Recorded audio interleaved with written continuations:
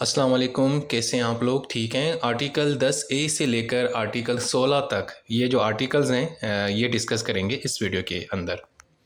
सबसे पहले article 10A बात करता है फेयर ट्रायल की। फेयर ट्रायल का मतलब ये है कि कोई भी शख्स जो पाकिस्तान में रहता है ना, उसको फेयर ट्रायल का हक है। अब फेयर ट्रायल का मतलब क्या होता है? इसका मतलब ये होता है कि अगर आपके ख़िलाफ़ कोई मुकदमा चल रहा है, कोई भी कानूनी कार्रवाई चल रही है, तो आपको एक ना यानी कि एक फ़ेयर जनाब तरीक़ेकार अपनाया जाए, ट्रांसपेरेंट तरीक़ेकार हो, जस्ट हो, इंसाफ़ हो, यानी आपको कानून के मुताबिक डील किया जाए, आपके साथ ज़्यादती ना की जाए। अगर आपके ऊपर इल्ज़ाम है कि आपने चोरी की है, तो फिर जब आपको अदालत में पेश किया जाए तो आपसे ज़रूर पूछा जाए, एक दफ़ा आपको ज़रूर मौका दिया जाए अपनी सफाई में कि आप बात करें। ऐसा ना हो कि आपको बग़ैर सुने सज़ा दी जाए। तो ये है फेयर ट्रायल, ठीक है?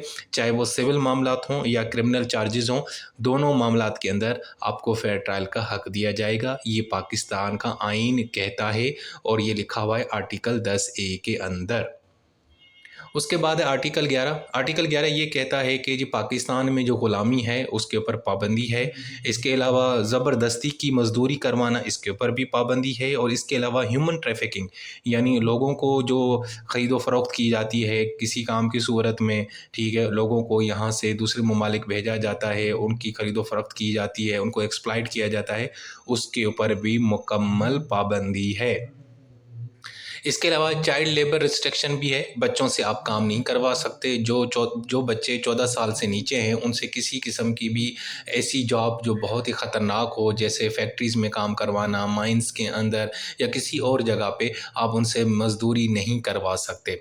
लेकिन हाँ, थोड़ी बहुत इस आर्टिकल के अंदर कुछ एक्सेप्शंस हैं। वो ये है कि अगर किसी को सज़ा में ये सुनाई गई है कि जी सज़ा के तौर पे उसने ये काम करना है, जेल में पत्थर तोड़ने हैं या कोई मज़दूरी करनी है, तो वो एक अलग चीज़ है, ठीक है? उसके ऊपर ये आर्टिकल अप्लाई नहीं होता। इसी हवाले से अगर आपकी पब्लिक सर्विस ऐसे है, आपकी जॉब की नेचर ऐसे है जिसमें आपने बहुत मशक्क़त करनी है, मेहनत करनी है, बहुत ही कठिन काम है, जैसे पब्लिक प्रोजेक्ट्स होते हैं, जैसे रोड्स वग़ैरह बन रहे होते हैं या जो हमारी बिल्डिंग्स बन रही होती हैं, तो यानी इस तरह का कोई ख़तरनाक काम अगर आप कर रहे हैं और वो आपकी सरकारी जॉब है, वो आपकी जॉब है, तो वो एक अलग बात है। वो यानी कि उसके ऊपर ये आर्टिकल अप्लाई नहीं होता। लेकिन उसमें भी इन्होंने कहा है कि एक्चुअली आपने ख़्याल करना है कि उसके साथ ज़्यादती ना हो और उसकी जो डिग्निटी है उसकी तौहीन ना हो, इंसान को जो है ना इज़्ज़त के साथ काम करने की इजाज़त दी जाए। सो ये है हमारा आर्टिकल 11। यानी सिंपल ये कहता है, एक तो भाई ग़ुलामी पे पाबंदी है, मज़दूरी नहीं करवा सकते, फ़ोर्स्ड लेबर नहीं करवा सकते, और ह्यूमन ट्रैफिकिंग, लोगों की जो ख़रीदो फ़रोख्त है उसके ऊपर पाबंदी है, बच्चों की चाइल्ड लेबर पे पाबंदी है। 14 साल से नीचे वाले बच्चे से आप मज़दूरी फैक्ट्रीज़ में, ये इंडस्ट्रीज़ में काम नहीं करवा सकते, कारखानों के अंदर। लेकिन एक्सेप्शंस ये है कि अगर सज़ा के तौर पे किसी से कोई काम करवाया जा रहा है वो अलग बात है। अगर पब्लिक सर्विस, अगर बंदे का काम ही ऐसा है, जॉब की नेचर ऐसी है, वो अलग चीज़ है। लेकिन उसमें भी फिर आपने उसकी तौहीन नहीं करनी, इज़्ज़त से उसे काम लेना है। उसके बाद है article 12, protection against retrospective punishment. ये कहता है कि रेट्रोस्पेक्टिव का मतलब होता है कि माज़ी में आपने एक काम किया, जब आपने काम किया तो वो कोई जुर्म नहीं था, लेकिन अब वो जुर्म बन चुका है। तो माज़ी में जो आपने गलत काम किया था उसकी सज़ा अब आपको नहीं मिलेगी, क्योंकि उस वक़्त तो वो जुर्म नहीं था, अब जुर्म हो चुका है। सो आपका जो आइन है, पाकिस्तान का आइन, वो आपको इससे महफूज़ रखता है कि आपको माज़ी में किए हुए काम की सज़ा अब नहीं मिलेगी। हालाँकि उस वक़्त वो कानून नहीं था, लेकिन अब कानून बन चुका है, ठीक होगा। और इसी तरीके से जो आपने जुर्म किया है वही आपको सज़ा मिलेगी कानून के मुताबिक, ना उस सज़ा को हम ज़्यादा नहीं कर सकते। यानी आपको सज़ा मिली है 1 थप्पड़, तो आपको 2 थप्पड़ नहीं पड़ेंगे। आपको सज़ा मिली है मतलब लॉकअप में बंद करने की, तो आपको कोई और सज़ा नहीं दी जाएगी कि आपके ऊपर तशद्दुद किया जाए, ठीक है। हाँ, लेकिन इसमें फिर कुछ एक एक्सेप्शंस हैं। वो ये है कि अगर आपने कॉन्स्टिट्यूशनल क्राइम्स किए हैं, ऐसे क्राइम्स जिसमें आइन को आपने एब्रोगेट किया, उसको आपने सबवर्ट किया, तो फिर उसमें उस पे ये रेट्रोस्पेक्टिव का भाई यानी कि कानून जो है ना वो अप्लाई नहीं होगा। फिर अब आपने वो जब भी माज़ी में काम किया, आपको उसकी सज़ा मुस्तकबिल में ज़रूर मिलेगी। और ये जनाब जो लिमिट है अप्लाई होती है 23 मार्च 1956। यानी 23 मार्च 1956 के बाद अगर किसी शख्स ने आइन को तोड़ा है, सबवर्ट किया है, एब्रोगेट किया है, तो उसको जनाब मुस्तकबिल में भी सज़ा मिल सकती है, किसी भी जगह पे, किसी भी टाइम पे। उसके ऊपर ये रेट्रोस्पेक्टिव पनिशमेंट का कॉन्सेप्ट अप्लाई नहीं होगा। ये हो गया आर्टिकल 12।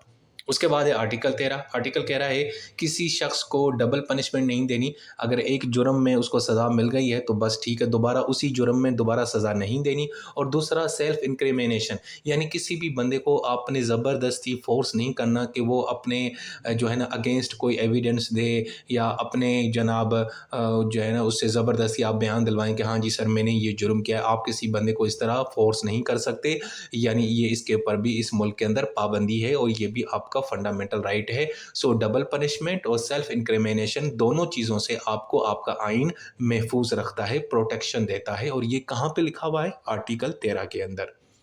उसके बाद आर्टिकल 14 कहता है कि जो भी शख्स है उसकी जो डिग्निटी है उसको प्रोटेक्ट रखा जाएगा, उसकी इज़्ज़त की जानी चाहिए, ये आपका बुनियादी हक़ है।